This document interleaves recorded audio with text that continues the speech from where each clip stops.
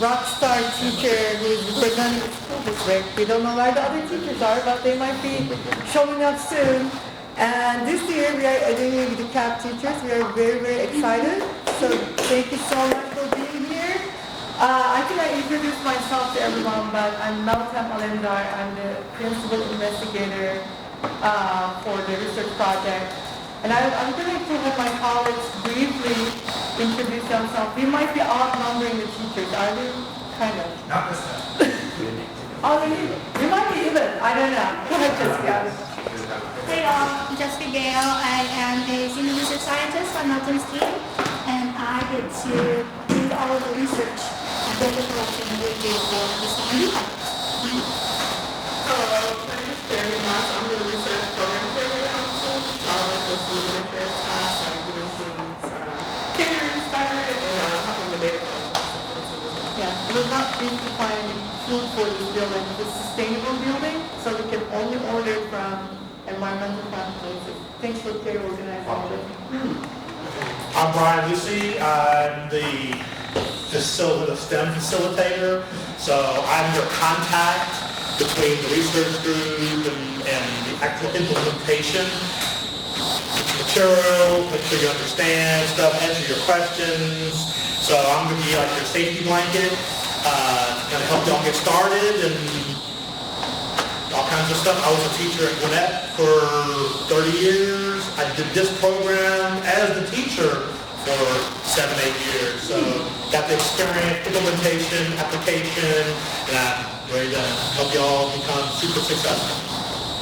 Good morning, my name is Tim Cullen. I'm the director for Seismic Savannah. We have a small outpost campus for Georgia Tech down there. My role on this project is helping on the professional development side, so helping design some of the experiences we went through this summer, helping set up some of the campus coursework that hopefully you got emails about from me, and just providing support on them. But also from a classroom teacher, doing robotics for 8 years at the high school level. TSA was the best. TSA. I don't know the name. I think half of know you. Paul Canada, the OG. Hi, I'm Sylvester Lewis, Education Outreach Coordinator. I'm recording, and I got you in this building somehow. Hey, you did the most important guy. Oh, For the stipend. I pay your stipends. I pay your stipends. Yeah, Nathan. You'll hear from me. Are retired but working. Right. I know a number of you. So if you don't know, my name is Jeff Rosen. I recently retired from Seismic back in September. I was a former classroom teacher before coming to Seismic. I was at Seismic for 16 years. I was the co-PI on the project that developed the STEM ID curriculum. I don't know if I'm still officially listed as a co-PI on this grant or not. But so I was doing all of that before retiring after 30 years in the education system here in Georgia, and figured what better way to do this than to retire, get my pension immediately, and then be able to do some consulting and contract work and stuff like that. So Hold our hand. yeah, well, I kind of designed it that way on purpose. But if y'all want to talk at some point when we have some downtime about like how does this retirement thing work and all of that, and what's the potentials on the outside, I'm more than happy to talk a little bit about that. So I will be here for these 2 days this week. I will not be here July 8th because I actually have another consulting job that I've arranged in Virginia, so I have to be gone for that week. So, but with that, I think we are ready to go. So I have been tasked to give you kind of a quick overview of the STEM ID project.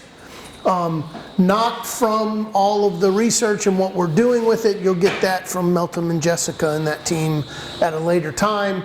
My efforts are really focused on the curriculum content and then getting you prepared to be able to take it to your classroom.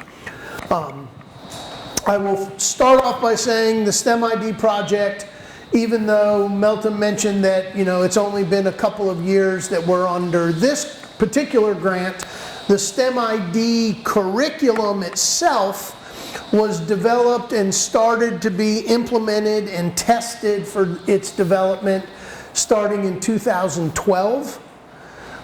We actually had a large NSF grant that funded the development of a STEM-focused engineering technology curriculum design in the middle school that would then also have some activities that could be brought to the math and science classroom that all worked together.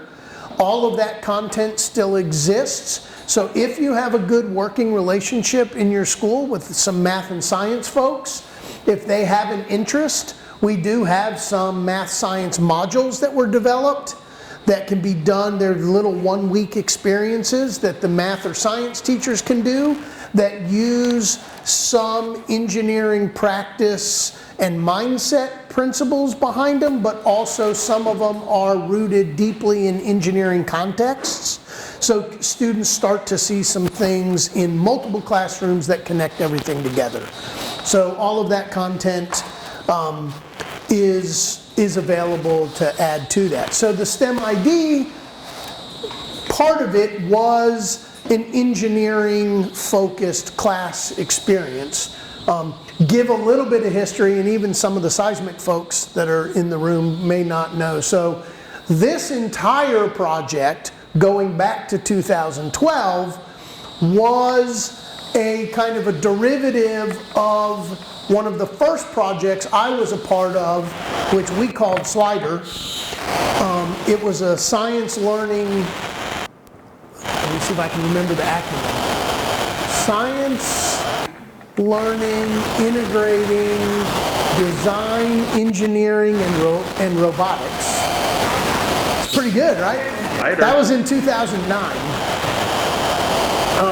And that was one of our first big research projects on how can we get engineering practices into the academic core courses. And in that 3-year project, I found out, it's almost impossible. And from that, what we learned was there's a great avenue though, because what we found was that the level of engineering knowledge that they needed to be able to do something robotic oriented in a science classroom was heavy, and the science teachers don't have this capacity of time to teach it so that they can then do the science through engineering. And what we immediately said after that was, hey, wait, this has opened up a new door. What if we go to the engineering classroom where we want them to do the engineering, but make sure that we do science and math heavily embedded?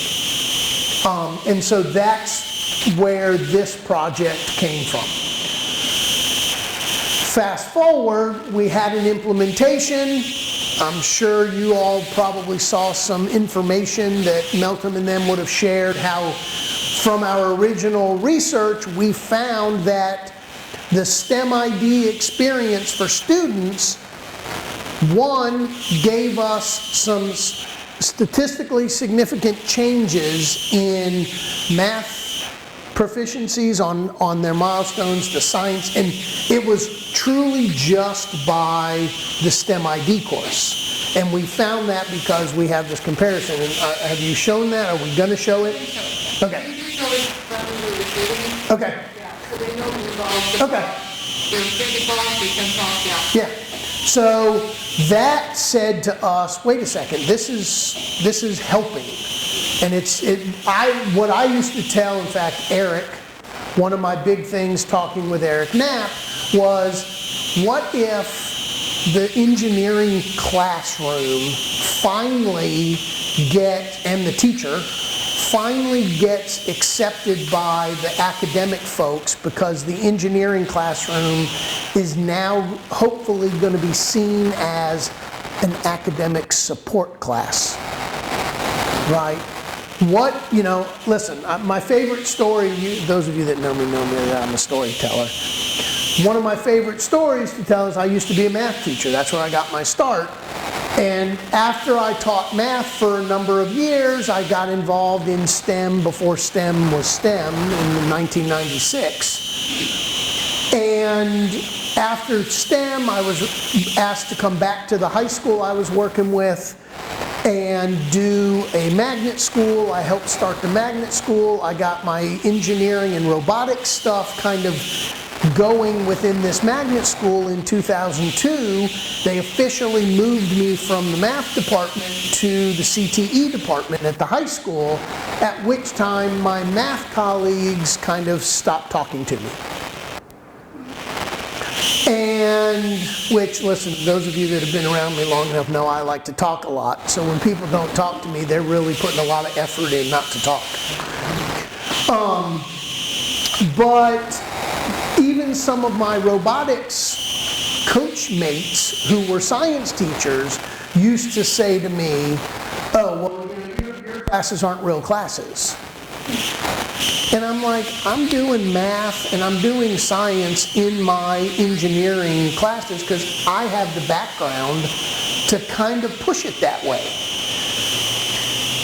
And I got really disturbed by that, and this was kind of my passion of trying to develop some of this and bringing the math and science. Now, the one thing we encountered when we did the initial research, and you'll see it as you go through the website, is that when there is math and science that you need to be kind of addressing as it occurs in the content, it's written out for you in here. So in 8th grade, we have a whole part, if you get to it. Now, some of you, we're going to talk later separately because you have like 9-week experiences versus a semester-long experience. But like we have an 8th grade robotics section that you actually, can data collect and compare the distance traveled with the rate of rotation of the legs, and ultimately start looking at velocity, but then you do velocity comparisons between a slow rate of rotation versus a high rate of rotation, and you see a different change in slope. And so we actually in 8th grade in the engineering classroom teach the kids slope. Well, what we found out was the students in this particular project that had the semester, if they had first semester engineering, they didn't learn slope until second semester in 8th grade math. So the engineering teacher was now the teacher teaching slope. And so when we developed the curriculum, I actually, in the development, got up in front of the classroom and taught the slope lesson because the teacher that was teaching it with us, her background was a bank manager and had been teaching for 1 year. We were her first year experience. So she's like, I am by no means prepared to teach the concept of slope to students. And I said, not a problem. I'm going to guest teach it. You're going to take notes of what I taught. And then we took her notes and put her notes into the website so that it now walks you through, hey, this is rise over run. This is so if it's an area that you're not comfortable with, the website is that resource that will say, hey, here's how you need to teach them slope. Well, then a couple weeks later, or a couple months later, when the math teacher's ready to teach slope, and she has some kids who took the engineering class and some kids who haven't, and she's like, she comes to the engineering teacher and says, what did you do to teach the kids slope? Because the ones that you have already had really know it, and I want to use the same context so that the other kids now get it. And they were talking about how much fun they had doing the robots and the this and the... So all of a sudden, like, the academic teachers are coming to the engineering teacher for knowledge. So it's an empowerment piece too, right? So that's kind of where some of this development came about. And now, Meltem and her team, as the STEM ID original grant was coming to an end, was like, hey, wait, we have these great results. How do we show that it worked elsewhere, not just in this small school district that we were testing it in? Can we replicate these same results? And since then, this is what we're now at, is to try to get more schools, more teachers to try it so that we have more, or they, it used to be we, they have more data to be able to say that it's the, I know, that the curriculum is what is helping those students have those kind of changes. So that's kind of an overview of why STEM ID and how STEM ID came to be. So now the last piece of this is, what is STEM ID? It is truly STEM. Okay, for as much as some people want to say STEM is this, STEM is that, you know, there's the science people. If you talk to science teachers, you go to GSTA or NSTA, the science teachers conferences, they will tell you that STEM is led by science, the science content, because STEM starts with science. The math teachers, I've done presentations at both, so I can say this. The math teachers, GCTM and NCTM, the Georgia and National Math Teachers Associations, they will tell you that math is the base that all of STEM works off of, because as the end letter, math is the piece that everything stands upon, right? And this is their reference to it. Because when you see STEM written vertical, math, M is the base of the vertical, right? STEM. Everything stands on the math. And I'm like, man, we are trying to do everything we can to spin it as to who should be the leader of STEM. I go to ITEEA, GETEA, and all of that, and I truly believe this statement more than the other two, and that is that the technology and engineering is what makes all of it come together to work right. Right? It's like, yeah, you can have science, and for years, you had science and you had math, and they stood alone, and they were their own little things. And the only reason we have STEM is because technology and engineering brought math and science together to do something. Okay? So, here we are. So now the question here, but now I'm going to, I know I got you all hyped up that you are the reason that STEM works, but I'm going to then say this. The reason STEM has struggled to actually be like this kind of transformational piece is that often the engineering technology teachers, their biggest weaknesses in their kind of academic knowledge and perception and abilities are in the maths and the sciences. And if you look back in time, technology engineering degrees, those who might have gotten a degree from a school of education that gave degrees in technology ed, those teacher candidates only had to have through college algebra and only had to have like 3 sciences, none of which had to be physics. And therefore their conceptual understanding of the engineering that actually uses the math and science are more than algebra and includes physics, which they feel uncomfortable about. And so traditionally, the engineering technology classroom became the place where we got to do woodworking. Right? As much as they were like, we don't teach industrial arts anymore, we have engineering and technology. And engineering technology means we're going to build birdhouses, and we're going to do this, and we're going to design them. Right? And now we bring in laser cutters, and we bring in 3D printers, and we bring in all these cool engineering technologies, but what we do with them is just stuff, right? Oh, I have a 3D printer, I'm gonna print a pencil cover. Right? I have a 3D printer, I'm gonna print a statue that does nothing.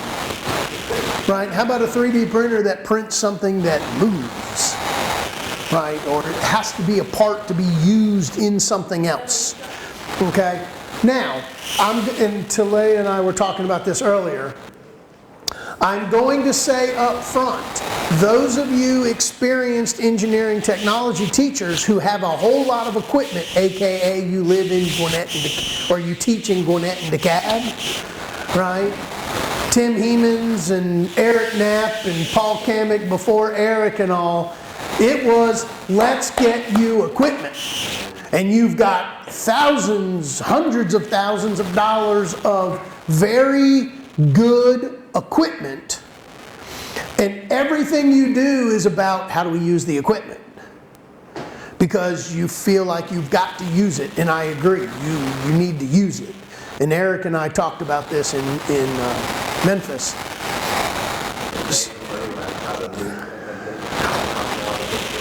Well, I was going to say, but I'm being recorded, so I'm not going to be that one. When I turn the microphone off, I will talk to you about stuff like that. I have another story about the other side. Huh? Hey, you're right. They did hear you say that, but they didn't hear me say that. That's right. But the biggest thing about it is just because you have a whole lot of equipment and they have all these cutesy little projects that you can do with the equipment doesn't mean what you're doing is teaching STEM. You're teaching equipment. And that's not what your classroom is really designed to be. So what you're going to find is that the STEM ID curriculum does not use that equipment. Because when we developed content, we had to develop content that is essentially equipment agnostic and not equipment dependent, because the more dependent it is on the equipment, the harder it is for people to adopt because they don't have the equipment. Now, I will honestly admit we do have a couple of things that we were like, hey, for 6th grade you need these catapults. And these catapults are purchased through TTA and Chris Shear, and they cost $6,000 for a class set. And the reason, and everyone was like, can't we do something else? Can't we do something else? And at the time, we didn't have time to try to develop something else. Now, Tim has gratefully come up with some alternative ideas, as we have now talked with like the DeKalb side of it. And we're not going to use the catapult as much for a shorter rendition of the course. So the reason we did the TTA Gears pneumatic catapult trainers was that we needed something extremely durable for high use over an extended period of time. And in fact, because of it, Gears, TTA, they developed Depco, they developed their own kit that's like product number is like GT whatever, and it is specifically for schools that are doing STEM ID, because we needed different nuts, because the ones they use are just standard nuts, and over the catapult launching time frame the nuts would loosen, things would fall off, so they had to put lock nuts on it. The plate that they were using was too small for what we needed it to do, so they got a different base plate to build it on. So there was all of these changes that we needed to have made so it could happen. Since then, we've now discussed, like, how do we have them make some little catapult? But the key for us, when you have this huge 18-week experience, is that the catapult that they're using in week 3 to do some mathy, sciencey computations and looking at accuracy and problem-based controls and experimental controls has to work the same as it does in week 16 when they're doing a design modification challenge, so that the results they had from week 3 are informative to the work they're doing in week 16. And that's hard to do with a little catapult that they might have built. So that's why we did that for that version. For the 9-week model, there are some options to not have to buy the big catapults because we're not going to use it quite so much. Just the same, we do some 3D printing in some of the other units. It doesn't matter what 3D printer you have because we're not doing complex 3D prints, but there's a time issue, and so do we use the equipment? Yes. Okay. Is it used as heavily as probably the county directors want to have it used because of it? Probably not. How many of you, do you guys teach the 8th grade or the foundations of engineering to 8th graders? Okay. You don't?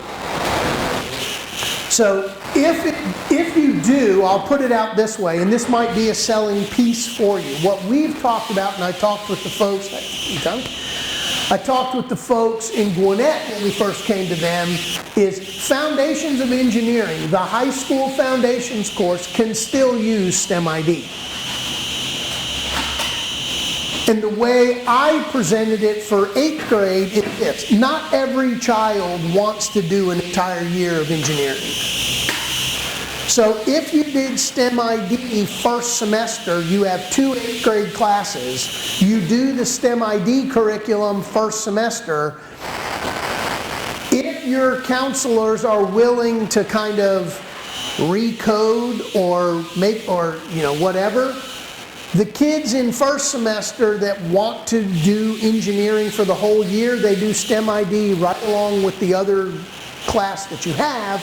Second semester, you would have one period of a different group of kids for 8th grade doing STEM ID again, and the kids who wanted Foundations of Engineering would be in a separate class, and that's where you would be able to do a whole new set of projects using even that much more of your equipment in the classroom to finish it off.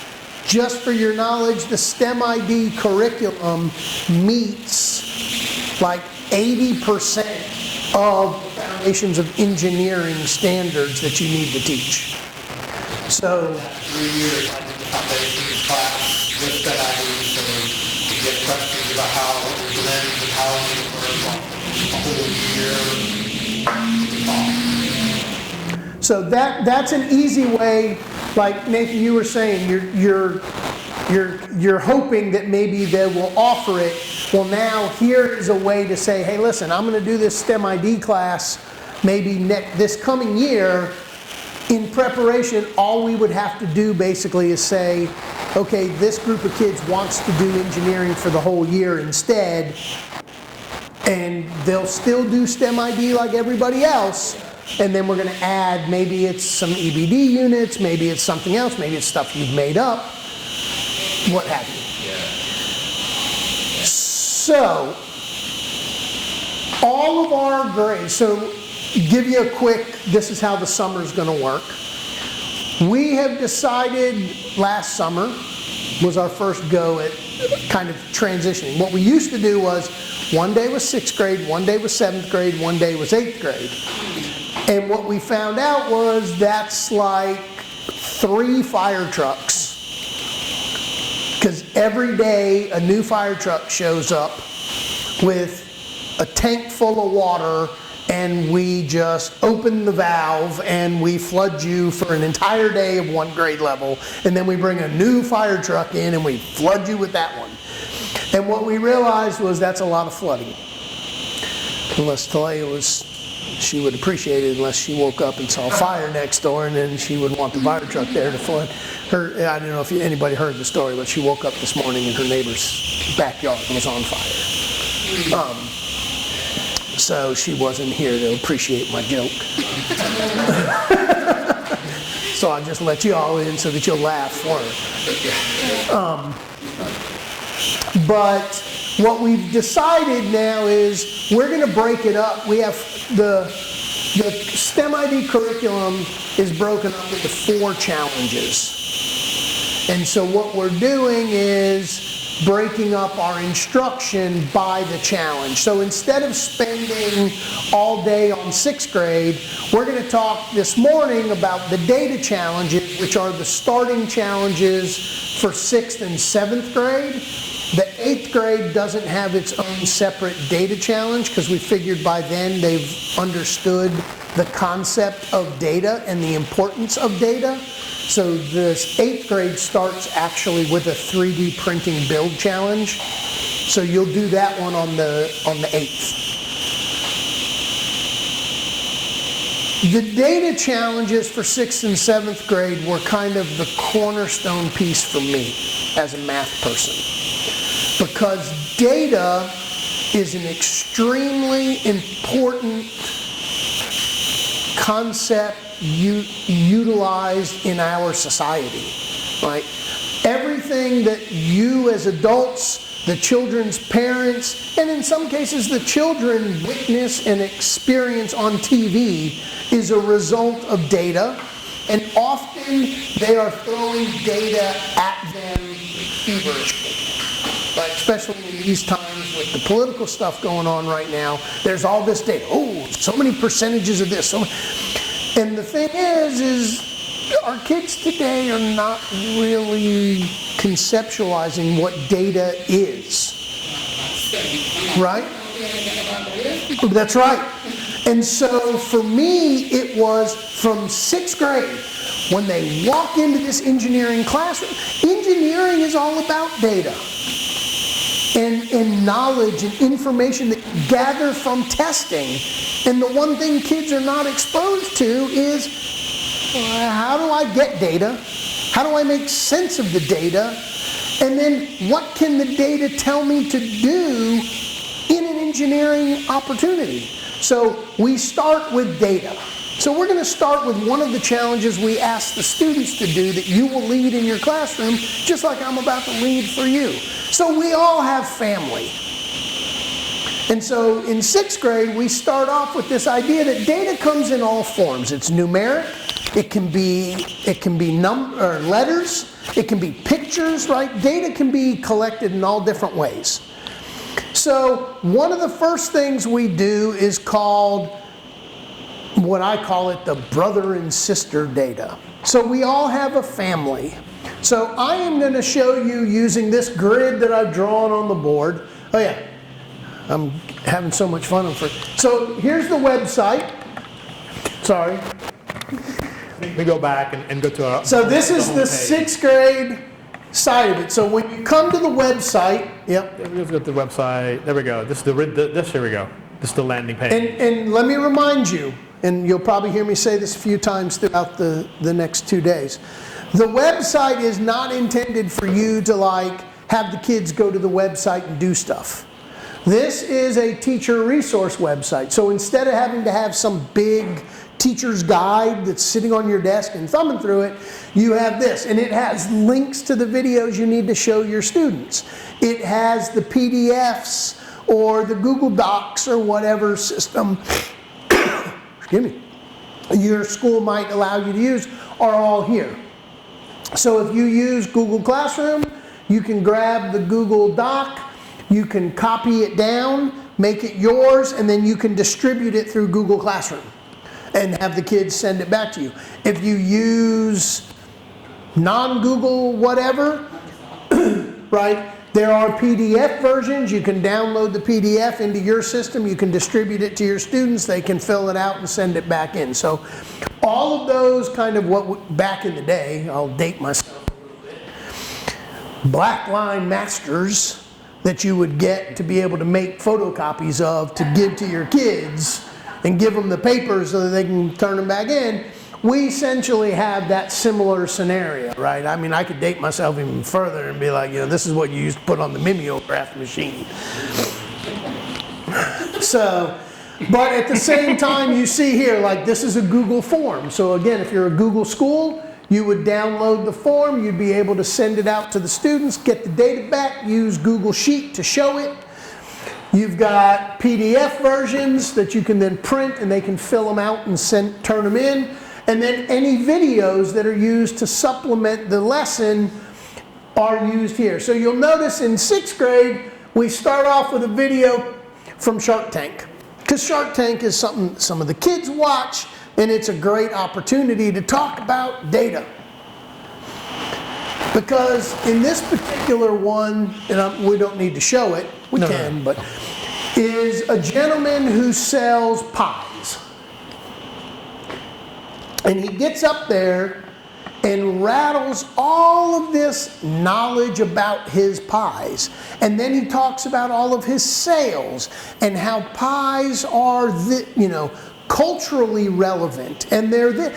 And it's just a really good example of how data can help tell the story, in this case, to get somebody to buy something or invest in something. And what we then do throughout 6th grade is we talk about how data can help you get something to happen, get investors, and all of our then presentations are centered around making a pitch towards a Shark Tank type thing. And at the very, very end, they then have to do this big pitch to get an investor to invest in their game. Okay? The other piece of this that you're going to find in